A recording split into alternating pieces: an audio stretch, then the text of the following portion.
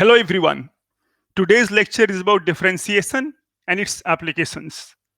I almost hear you say, should be easy one. Let's see. So let me now share my screen with you all and start the lecture.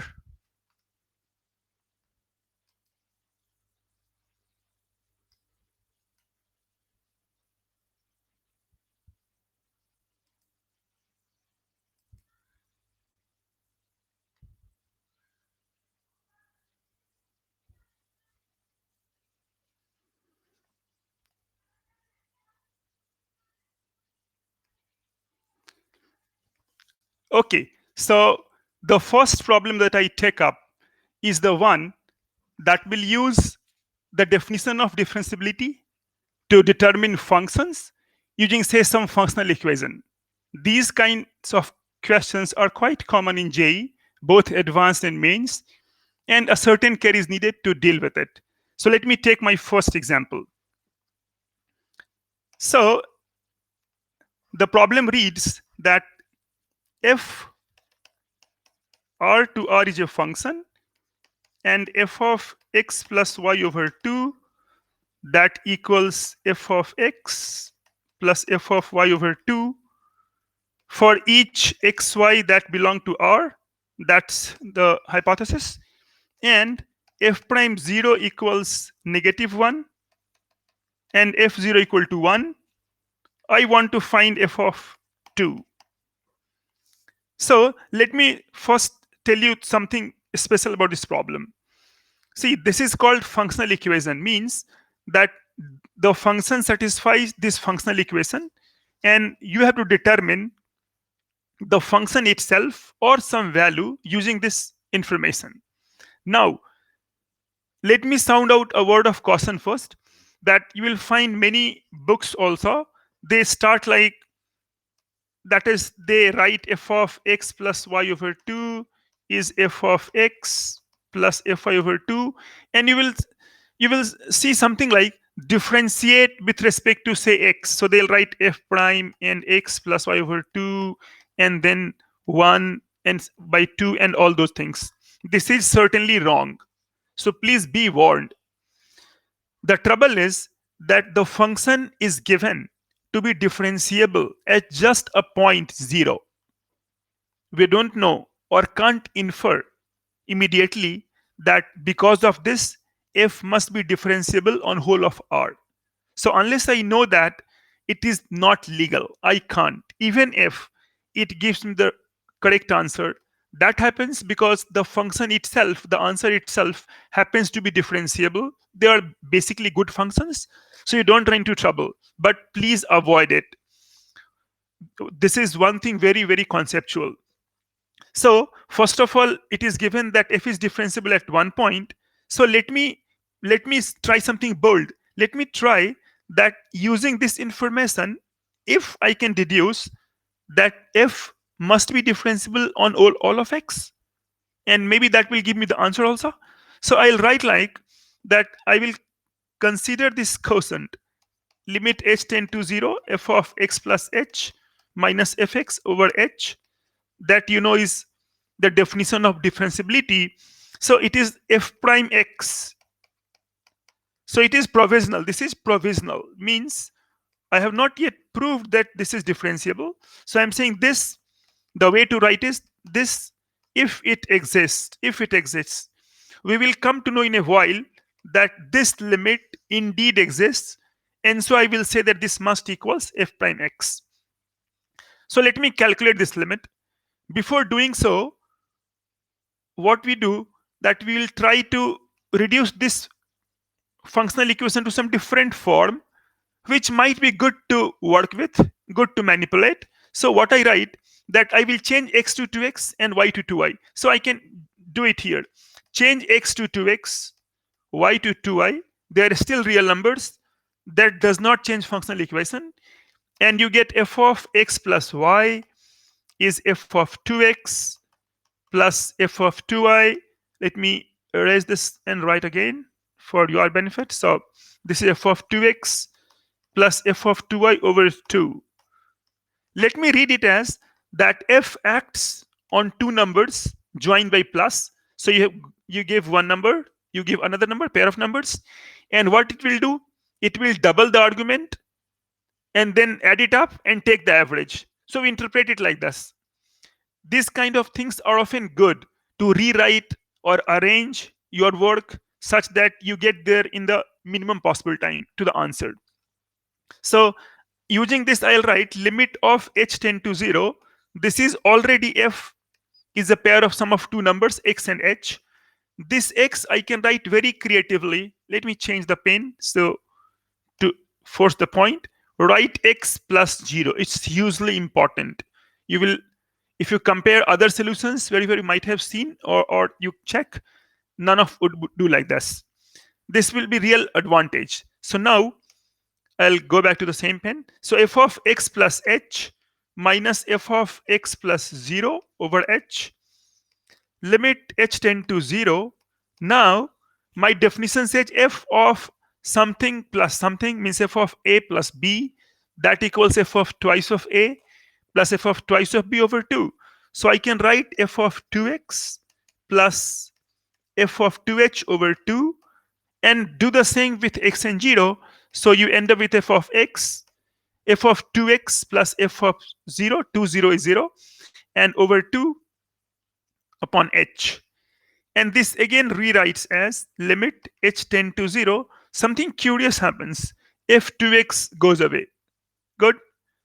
Now you get f of 2h minus f of 0 over 2h. Now, as h tend to 0, 2h also tend to 0. So it's like limit this 2h tends to 0.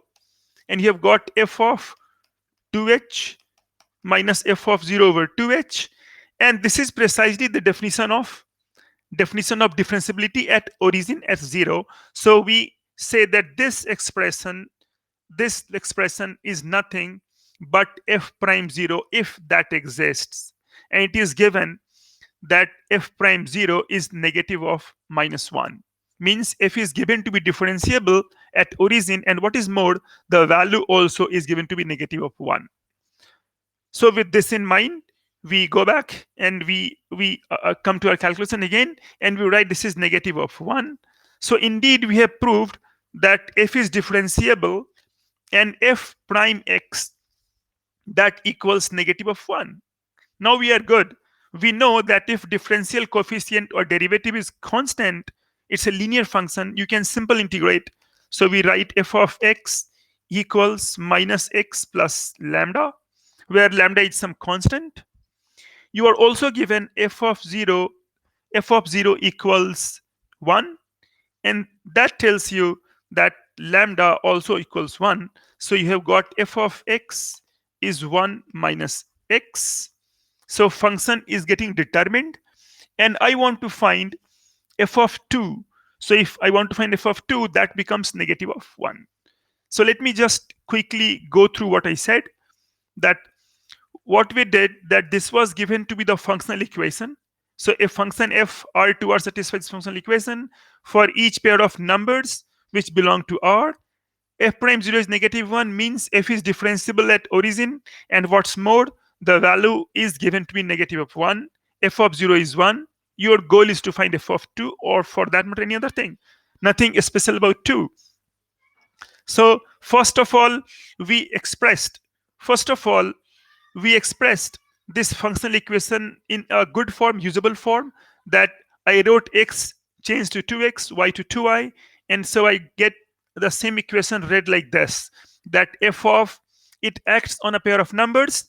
If you give it two numbers, it will double them, it will take the f on them, and then it will take the average. So this is the reading of your functional equation. We apply it here by creatively writing x is x plus 0. This will lessen our calculation later, much less. And so it is f of x plus h minus 0. That becomes f of 2x plus 2h over 2 and minus 2x plus 0. So 2x cancels out, f2h minus f0. And that is, if that this by definition is f prime of 0 if that exists, which is given to exist. And what's more, the value also is given to be negative of 1. And so we get f prime x is negative of 1. And you can integrate simply and get f of x is minus x plus lambda. lambda gets calculated, and you end up with your fx, and then you can do whatever you like. See, in JEE Advanced, these questions are quite common. They're a regular feature. And so mostly they come in the more than one answer correct, multiple answer correct question type. In that you will have some kind of choices. So they can make up some choices. Never mind it.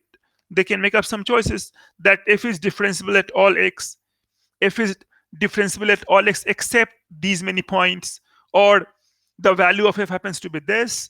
So it's just making up the numbers. So once you are thorough with the pattern and the concept, you can quickly do it. Okay. So while we are on this, I would like to do one more of the type, possibly more challenging. And I'll do it in two ways. So this time it is a function g of x plus y is gx times e to the power y plus gy times e to the power x, which I want to write as, say, my way of writing g of x plus y is e to the power x, g of y plus e to the power y g of x. And this is the functional equation given, and you are also given g prime 0 is 2. You have to find g prime 2 minus g2. This is to be found out. G prime 0 is given to be 2. Same remark as in early problem, that because it is given to be differentiable at just a point, that does not automatically extend to whole of R. In fact, that would be wrong to conclude. You have to first get it. So it is given to be differentiable at one point. So I'll use again the definition of differentiability. And so we will write that g prime x, my system will start like that. I will form the expression for g prime x. So I'll write this is limit of h tend to 0, g of x plus h minus g of x over h, that magical step. And this step, I will again say that I will write if it exists to remind me that we have not proved that g is differentiable. We are just wondering whether this limit does exist or it does not exist. Okay, so limit h tend to 0. Now is the time to play with the expression a while using our functional equation. So same remark applies as the previous problem. I write x as, I want to look at x at sum of two numbers. So x plus 0, they fit the bill. So x plus 0. So gx plus h I can write as e to the power x times g of h plus e to the power h times g of x minus e to the power x times g of 0 and minus e to the power 0 times g of x and over h. That's what we get by this step. Now is the time to pair the things off. So basically, e to the power x pair well with this one. So e to the power x pairs with this and gives you gh minus g0. And I can write e to the power h minus 1, e to the power 0 is 1, times gx and over h. This is the limit. And further, its limit of sum, and limit of sum, I will prove that in fact it is sum of limits because these limits do exist. So I can write limit h tend to 0, e to the power x is out because that does not depend on h, g of h minus g of 0 over h, and plus limit of h tend to 0, gx is still out, e to the power h minus 1 over h. Now, because these two limits exist separately, this limit is standard and known to be 1. We did it on limit chapter. It's known to be 1, easy limit. And this is given by hypothesis because this is g prime of 0 and it is given to exist. So I can write this is e to the power x times g prime 0, and then this is plus g of x. You have g prime 0 given to be 2. Let's go back and see g prime 0 is 2. And so we can plug this value here. And so I'll get 2 e to the power x plus gx. So what I have got is g prime x equals 2 e to the power x plus gx. So I know this number. I can also know gx from it. Actually, it is called a differential equation, and that too it is linear. So those who know what linearity is, we have something like called integrating factor. So we can of course find it, that I will just tell here a little introduction. But right now the problem is over, because this just asks you not to solve. They are just asking you to find g prime 2 minus g2. And if you look closely, we have it here. We put it g prime 2 is 2e squared and plus g2. So this gives you g prime 2 minus g2 is twice e squared. So that's box thing is my final answer. So I have boxed that okay, this is the final answer. In case you are wondering how to how to solve it. Okay, so this is g prime x. So let me use a different color. So it is g prime x minus g of x is 2 times e to the power x. In this kind of function, when we have something like z prime x plus ax times gx, it's something bx, where ax is dependent on x, that is a function, not a constant. Can be, but there's a function in general. So a of x, there is something called integrating factor. There is something called integrating factor, or in short if, that we say e to the power integral ax dx we take without constant. So this number is integrating factor. If you find this expression, this if, and multiply this by this expression, you can make it integrable. Let's check it first. So integrating factor for our case is e to the power integral, and here ax happened to be negative of 1, so minus 1 dx, so that is e to the power minus x. If I multiply both sides by e to the power minus x, I will get g prime x times e to the power minus x minus e to the power minus x gx is twice e to the power x e to the power minus x. And that gives you d by dx of gx times e to the power minus x. You can quickly check the left hand side, that by product rule, g prime x and e to the power minus x. And then you have got minus e to the power minus x. Gx is 2x ex, so this is 2. And then we can integrate them. So we can write gx e to the power minus x is 2x plus lambda.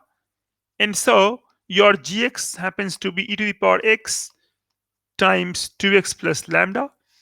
So you have got gx, and you can get gx only up to lambda because nothing is given. But you can find g prime x minus gx just as in the previous step.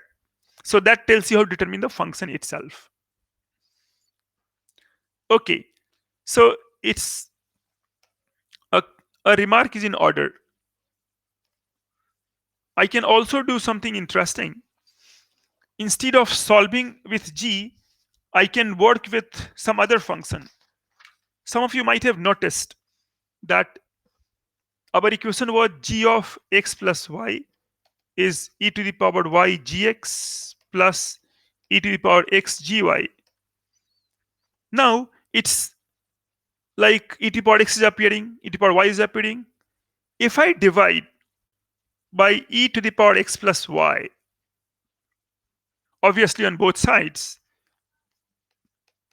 then equation becomes g of x plus y over e to the power x plus y is g of x upon e to the power x plus g of y upon e to the power y. That looks more pleasing to the eye. So now if I make the substitution f of t is g of t over e to the power t, if I make this substitution, f of t is this much, which looks good.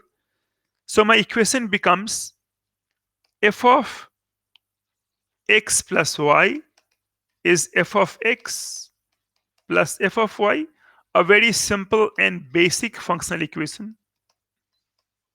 It's a basic functional equation, as anybody who has done some equation knows, but still we will solve it for the benefit of our viewer.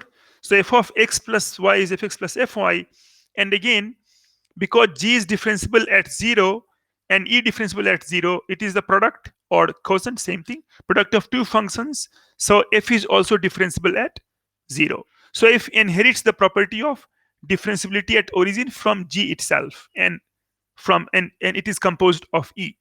Now let's again form f prime x and ask ourselves whether this limit x tend to 0, f of x plus h minus fx over h, this limit exists or it does not. So let me write tentatively, because it's provisional. If it exists, it's a disclaimer if things go wrong. Okay, we know it won't here because we know we can prove it. Now, limit of x tend to 0, limit of h tend to 0, I'm sorry about that, limit of h tend to 0, so limit of h tend to 0 and f of x plus h. Now I use again the functional equation, limit h tend to 0, this x written as x plus 0, so this is f of x plus f of h minus f of x minus f of 0, applying the rule that the functional equation satisfies, this cancels. So limit h tend to 0, f of h minus f of 0 over h, and this we recognize as f prime 0, differential coefficient of f at 0 if it exists, derivative of at 0, which is given to exist because g prime 0 exists, and so call it lambda. So this is existing. Now we have proved that f prime x is lambda, and so we can integrate and write fx is lambda x plus mu. Our prescription for g was that your f of x was g of x upon e to the power x. So our gx is e to the power x times fx, and so I get e to the power x times lambda x plus mu. I can make use of conditions g prime 0, and then I can get my answer.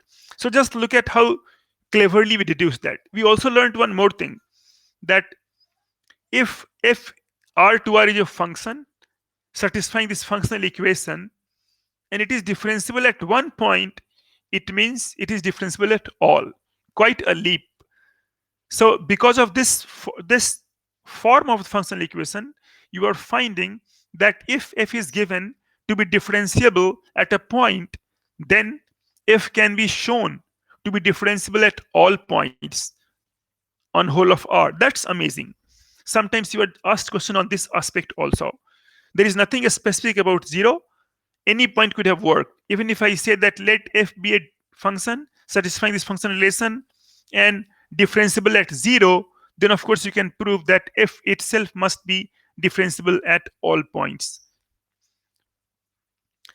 Okay, so this is these are the two examples that are related closely. Let me go to some other things. So one example that I want to take up is, it is more on how to differentiate. So f of x is given to be defined like pi, means product, k equal to 1 to 100, x minus k whole to the power k 101 minus k. This is the way of defining, and we ask you to compute f of 101 over f prime of 101. This is what we need. So f is defined like product of so many things, and we want this one. A piece of advice: if you have got f prime over f somewhere, then think of log, because ln f when differentiated will give f prime over f. If you differentiate that with respect to simple variable, it will give f prime over f. So let us make use of that. So first of all, I will expand fx a little to see how it looks like. It's always a good idea. So fx, those who are doing the first time, fx is x minus 1 times 1 into 100. Don't be in a rush to just write 100, just write 1 time 100. Pattern is not broken. X minus 2 and 2 times 99. Sum is 101 plus, it is not plus, it's actually, you have got all the way product, so plus is inside. So we'll write x minus 1 dot this dot, then x minus 3, and then 3 times 98, and so on. So if we are to take log, then ln of fx is ln of x minus 1 and these powers, x minus 2 and 299, and so on and so forth. So it turns out that I can write this as 1 times 100 ln of x minus 1 plus 2 times 99 ln of x minus 2, and so on. What we did, we applied ln of, say, a1 to the power b1, a2 to the power b2, all these numbers. So we first wrote this as ln a1 to the b1 plus ln a2 to the power b2, and so on, using the result that ln of xy is ln of x plus ln of y. And then this b1 comes here, that's b1 ln of a1 and b2 ln of a2, and so on. Again, you are using ln alpha to the power beta is beta times ln alpha. These are the rules for logarithmic operations. Now, I can write this more succinctly, more briefly as sigma. So this turns into sigma. Pi turns into sigma by taking log. ln does the trick. So sigma, and I can use again the language of k. So it's k 101 minus k equal to 1 to 100, and ln of x minus k. For those of you who might be wondering that we are taking log all the way, ln we are taking, how are we sure that this x minus k is positive? Because did not we learn that ln argument of ln must be positive? Okay, so I'll say this is just formal algebra. X is just a variable, so we need not worry. It's a formal algebra, and then we will differentiate formally, means we are just doing this formal differentiation. We need not worry, things are all valid. Now differentiate with respect to x. So I'll get from here, this f comes down, so I'll get f prime over f, and this equals, this sigma is of course same thing, so sigma, this is constant, so k times 101 minus k, and over x minus k, and k still runs from 1 to 100 as given the problem. So we have got something this. By the way, this is the abbreviation for f prime x over f of x, a perfectly legal notation, because if things are clear, we can write like this. Now is the time to calculate the value.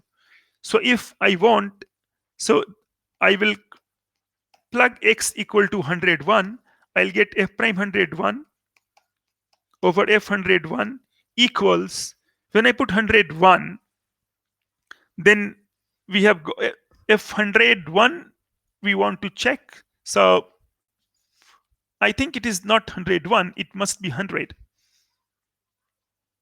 because if you put 101, then, or we can work with this, not a problem. So sigma k equal to 1 to 100, let's check. It works. If I put 101, then I will get here 101 minus k, and that cancels. That's good. 101 minus k, so that cancels, and you're left with sigma k equal to 1 to 100. That's sum of first 100 natural numbers. That's 100, 101 over 2. That is 50, 50. And so we want the reciprocal of it. We want f101 over f prime 101, and so that happens to be 1 over 505. 0.50. So that is what our answer is. Let me quickly recap.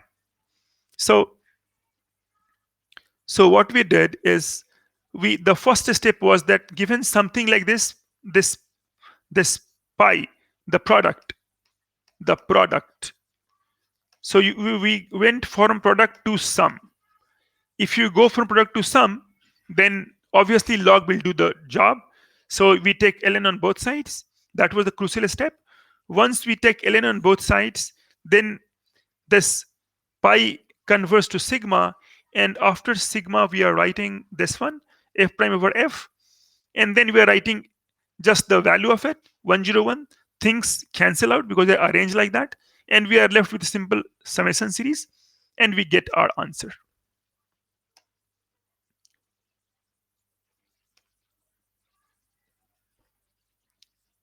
Okay, let me go to the next one.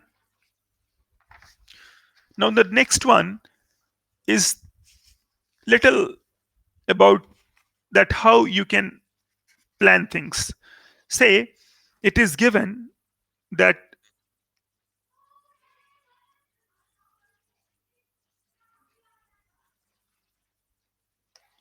so it is given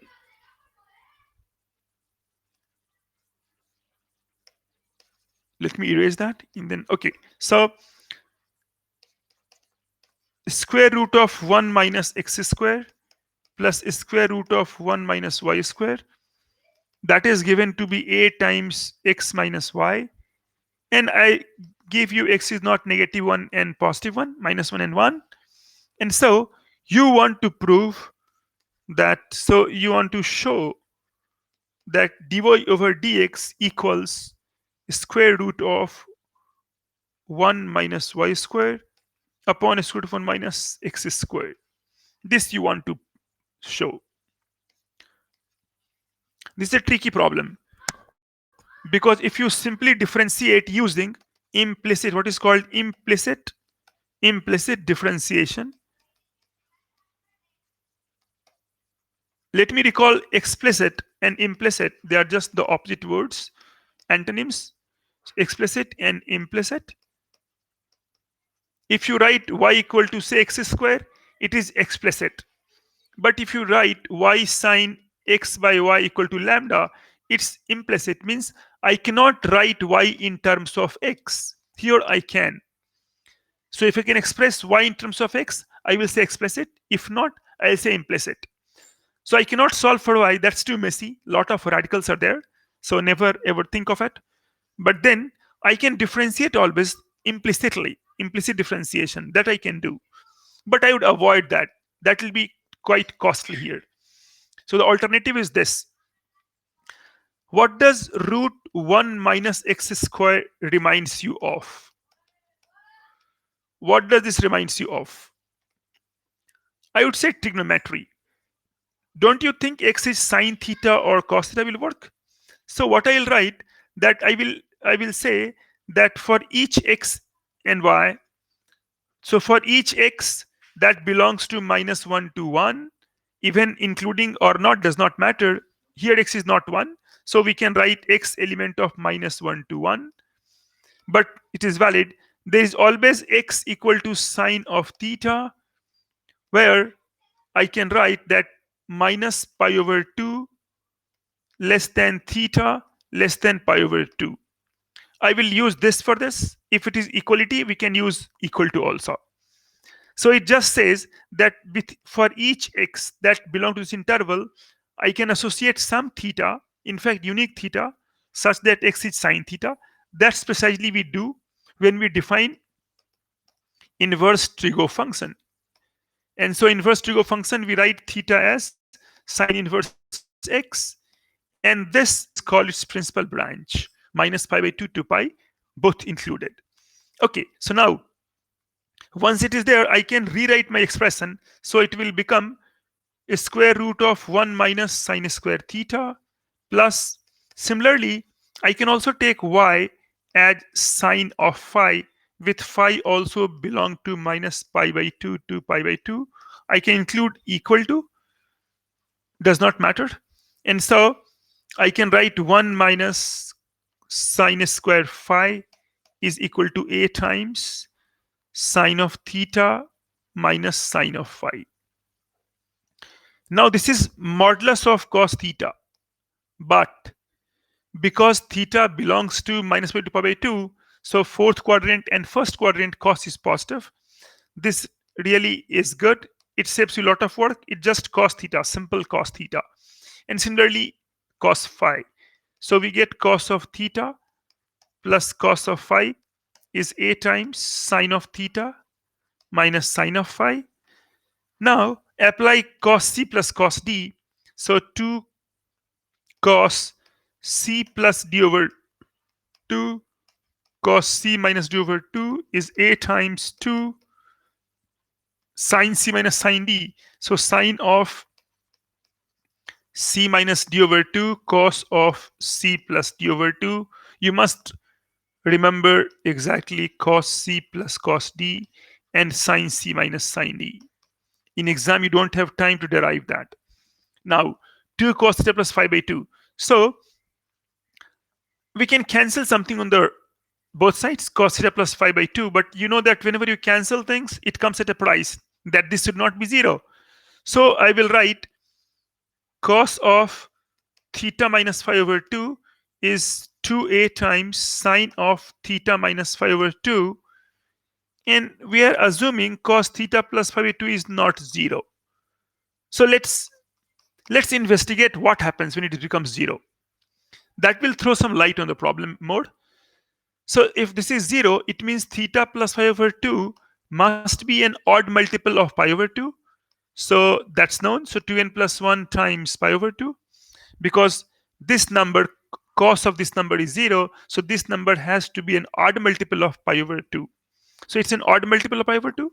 So that will give me theta plus phi is 2n pi plus pi. Means theta and phi, they sum to odd multiple of pi. Means if I write theta, it's 2n pi plus pi minus phi. Take sine on both sides. Sine of theta is sine of 2n pi plus pi minus phi. That gives sine of pi minus phi because periodic with period 2 pi. And that again becomes sine of phi. Sine of phi. So you have got, assuming this to be true, we are getting sine theta is sine phi. But then you get x equals to y. But look up. If x equal to y, here, if x equal to y, if x equal to y means square root of 1 minus x square plus x square equal to 0. That gives you x square is 0, square root of that. So x is 1 or minus 1. But no, x cannot be 1 and minus 1. And so we can say that this is never 0. So we have justified our cancellation that indeed this thing is not 0. That is also missed at in many books where they give the solution. Now, so you can write now that tan of theta minus phi over 2 is 1 over 2a.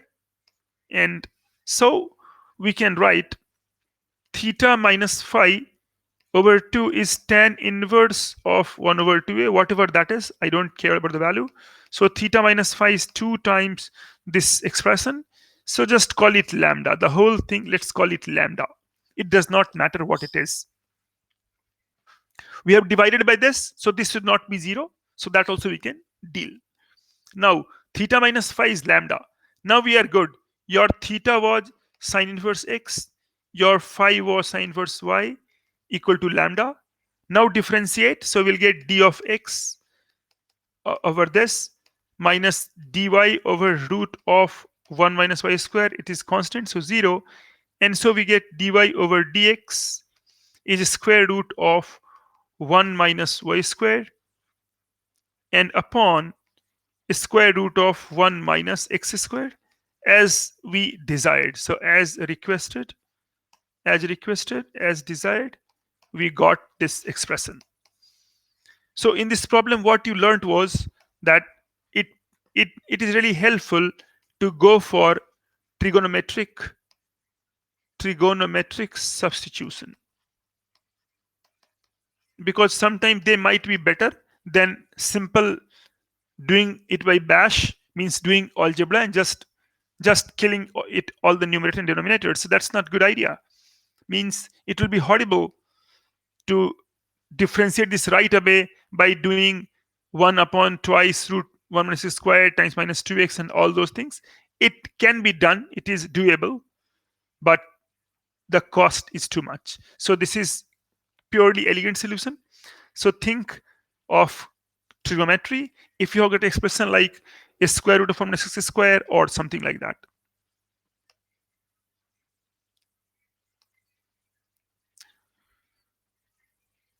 Okay, the next one we discuss is about finding the one thing that often comes in IIT and students also feel very much difficulty in it. The basic question is this, that given y as a function of x, then you know that we have got something called dy over dx, which I will call y1. You have got d2y by dx2 or ds square by dx squared, that I will call y2, and dqy upon dx cube, that I call y3, and so on. So the question is how to express dx by dy, d squared x by dy squared, d cube x by dy cube, and so on. It can be done, but then things get complicated, things get quite unwieldy, so we leave it now. So how to express these expressions in terms of y1, y2, y3? That's the question, that how to express them. For example, dy by dx is y1, but then what is dx by dy in terms of y1? What is d2x by d2y square? Of course, you have to go till y2. So in terms of y1, y2, and what is this in terms of y1, y2, and y3? In general, what is dnx upon dyn in terms of y1, y2 till yn? This is the central question that we seek to ask, and that will lead to us inverse function theorem. So we do it like this: dx over dy I can write as 1 upon dy over dx. That's simple. So 1 over y1, because notation for this we have settled as y1. Sometimes you also call dy by dx as y prime, y dot, or say the higher order things at y double prime, y double dot, and all those numbers. Basically, this we use when it is with respect to time, more in physics, that this is velocity dot we write, but nothing we can write anything. So I stay with y1, y2, and y3. That's good to write. Now this is y1. If we want to know d2x upon dy2, that is ds squared to dy squared, I can write, this is by definition. By definition, first line is, be very careful while you are watching. By definition, this is d of dy of. So this is d over dy of d of x over d of y. That is by definition. But trouble is that now I don't know these with respect to y. I know with respect to x everything. So I can write d of dx, dx over dy, and times d of x over dy. This is like, say, this thing cancels this thing. So this is like applying chain rule. So we are writing now d by dx. So d by dx you leave. This is 1 upon dy by dx. So this is 1 upon y1 and times 1 upon y1. So that now becomes, if you differentiate this, this becomes d by dx upon y1. So minus 1 upon y1 squared and times d by dx of y1. This is anyway 1 over y1. So that gives you minus y2 over y1 cube. So I get this one, minus y2 over y1 cube. Dx by dy is quite simple. That was just 1 over y1. The power jumps to 3 now. It was y1 1. Now here you have got y1 3. So y1 cube. The moment you go to next stage, it will tell you, boy, it was really complicated. It's a lot of work. So d cube x over dy cube, that is That by definition, again, first is by definition, good old definition. So we'll write d of dy. So d by dy of d2x upon dy2. So this is d of dy. I can again change d of dx of this number expression, and d of x over dy. Now, we already know, we have done the work, that d2x over dy squared is minus y2 upon y1 cube. So you are seeing that each next step makes use of the principle. So I can write this as d over dx of this I know is minus of, let's say again, y2 over y1 cube. This is again 1 over y1 that comes along. So now we are good. This negative you can take out, and we can differentiate using quotient rule. So we get y1 to the power 6, then y1 cube times y3 minus y2 times 3y1 squared and times y2. Because if I differentiate y1 cube, I get 3y1 squared and then y2 also. And this is 1 over y1. This rewrites as negative of, keep the negative sign outside. This is y1 7. So y1 to the power 7. I can take common y1 squared. So I will get y1 times y3 minus 3 times y2 squared. And so this is 0, and I'll get negative of y1 y3 minus 3 y2 squared and upon y1 to the power 5. That's something big. So this is what you are getting the moment you get to d cube x by dy cube. So this is what you got, minus 1y3 and 3y2 squared. See, it's pleasing. 1 and 3. To help you remember, you can think this is 1 and 3. So 1 plus 3 is 4. And somehow this is 2 and 2. So 2 into 2 is 4. That is just to help you remember. Because often in exam, you don't have time to derive. You just have time to apply the principle. Because you are constantly being chased by time in J Advanced. And so it helps to keep in mind these things so that you don't have to derive things. Worst case scenario, all right, that suppose you forget, then you can of course fall back on definition. You can quickly derive. That's not a problem. But I would recommend, please keep them in mind. Make a separate note of it. Okay, so this is about the theoretical aspect. Now, how to do a problem based on it? So problem would be like this, that suppose you are given now, you are given the function, you are given that, okay, so say f of x is x cube plus x5, and g is the inverse of f. So the goal is to find g prime 2. So how does this problem fit into what you have taught early? It's like this. Inverse is okay, inverse will exist. So they're writing just the inverse of f, because if you write f of x is x cubed plus x5. So f prime x, if you differentiate, that's 3x squared plus 5 to the power 4. This is all non-negative, can be 0 also. It is non-negative. And so the function is strictly increasing on whole of R. That is all right. A word of caution, strictly increasing. Some people think that if f prime is 0, then maybe it is not strictly increasing. That's not true. So f prime is allowed to be 0, but only at finitely many points that don't form the interval, but only at finitely. It can be infinitely many points, or finitely anything, but they don't form an interval. Means that f prime 0 can be 0. It does not prevent you, or it does not prevent you from concluding that f is strictly increasing. It can be. For example, the best example comes to our mind is f equal to x cube. You know it is strictly increasing. increasing on whole of R, on whole of R, increasing on interval on R, on the interval open infinity to infinity. So it is, even if f prime 0 equals 0 does not matter, because it is at only one point. And if you take another example, fx is x minus sine x, again f prime is 1 minus cos x greater than equal to 0. This also is a strictly increasing, strict increasing, but f prime is allowed to be 0.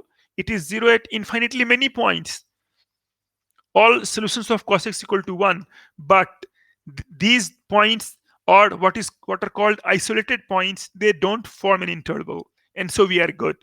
So here also we can say that f is strictly increasing. That is that is uh, that that we need, that argument we need. So I stress that. What it means is that if fx naught becomes, say, 8 at some point, then x naught is the only such point. Means you cannot have two answers.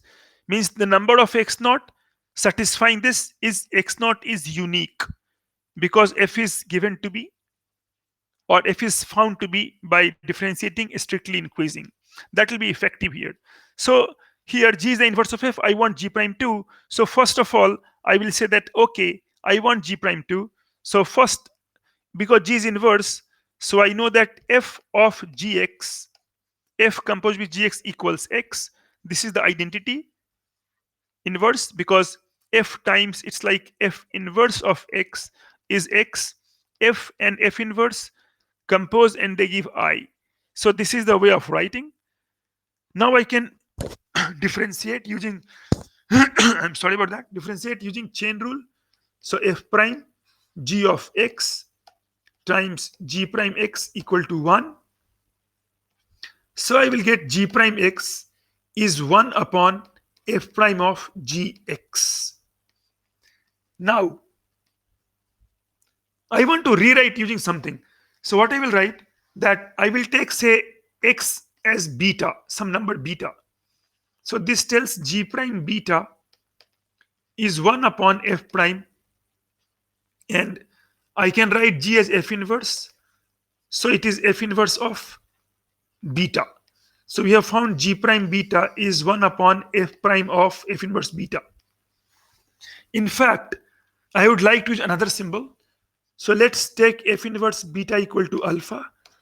So I can write g prime beta is 1 upon f prime. This big thing I would like to reduce, f prime of alpha.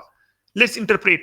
Means you are saying the value of g prime at some point is inverse of value of f prime at some other point, not at the same point, of course, at some other point, such that, so this is beta, such that f alpha is beta. Means what you are saying, that if you want to find g prime beta, then find that f. So beta is in the range of f. So find that beta which has got its pre-image as alpha. There is just one such alpha. It means you are saying that if you want to find, and this is range of, or codomain of f, which is of course domain for g. So now you are saying that if you want to find g prime at some point, say beta, g prime beta, then g prime beta is 1 upon f prime at alpha, where alpha is the pre-image of beta for f. So it means that there is a number alpha such that f becomes beta. Using this one, f of x was given to be x cube plus x5. So I will write f of x is x cube plus x5. I want g prime 2. Means this is my beta. So I want some alpha such that f alpha is 2. That is alpha 3 plus alpha 5 is 2. No need to solve. By inspection, I repeat, by inspection, alpha happens to be 2. That's good enough. Because if by inspection, alpha is 1, and that's good enough. Because once alpha is 1, you know that f is strictly increasing. There cannot be any other value. Alpha is unique. Alpha has to be alpha has to be unique. Alpha alpha has to be unique thanks to the function being strictly increasing. And so my answer is now here that g prime 2 is 1 upon f prime at alpha, that is 1 upon f prime at point 1, and fx was this much. So f prime x, I will get that I calculated earlier also, 3 square plus 5 square 4, and at f prime 1 that becomes 1 over 8. So my answer becomes 1 over 8. So that's your answer, 1 over 8. To take another example and just connect quickly to the what we learned, that suppose we have got f of x is e to the power x plus x cube minus 1, and little more challenging, and I want g is same, g is f inverse, f invertible. Your job is to find g double prime e, this time double prime e. So remember, we got one expression. We got dx over dy is 1 over y1, make them your friends. d2x over dy2, that we got as negative of, this was here y1 cube, this jumped to 3, and this was y2. d2 d cube x over dy cube was more deadly, that was negative of y1 to the power 5, and then we got here y1 y3 and minus 3 times y2 squared. That's a mouthful, so that we are not using hopefully here now. So we are getting d2x by dy squared, this one. They are really important formula. So now same thing, f and y. So you will find now that we will say that g double prime at beta will be given by negative of, this is double prime, so that is negative of, and then that is f double prime alpha upon f prime alpha to the power 3. The notation, if I write f prime alpha 3, it is shorthand. It's a good notation, particularly for f prime alpha whole to the power 3. I need not write these numbers as there is no confusion. 3 cannot go inside. Now, so g prime beta is this much, where f of alpha is beta. Means you are saying that if you want g double prime at some point, so find out the number alpha such that alpha is the pre-image of beta. So find that alpha which is pre-image of beta in f. Function was given to be f, g is anyway not given.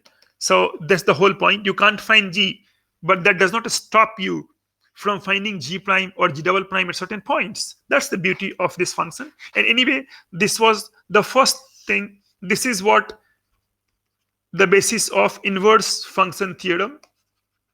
And they are sort of, these others also are in that category. But the name inverse function theorem is reserved for this formula.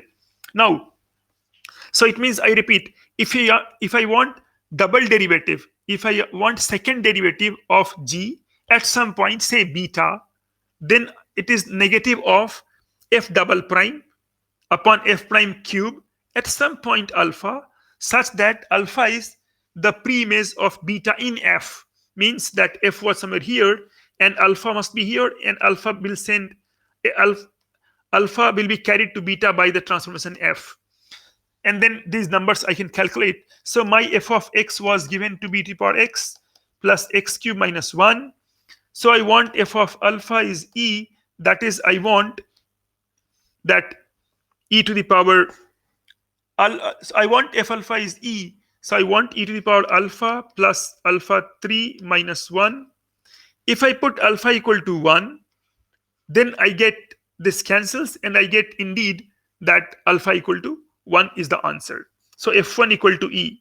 And because f prime, if I calculate, it is e to the power x plus 3x square is positive, it means that f is strictly increasing, and so there is just one such alpha. So by inspection, remember, you do not have to solve, we just found by inspection, and that was a beauty, good enough. So f1 is e. So now you have got g double prime e is negative of f double prime at 1, because 1 was the preimage of E in F. So F double prime 1 here, and upon F prime 1 whole cube. Now F prime is this much. F double prime is e to the power x plus 6x. So I get F double prime 1 is e plus 6. That's fine enough. And then F prime 1 is just e plus 3. So I will get my answer as minus of e plus 6, negative of this number, and upon e plus 3 whole cube. So this is my final answer, G double prime E. So you see how easily we got these things calculated. Okay, so let me stop sharing. It's time for me to go.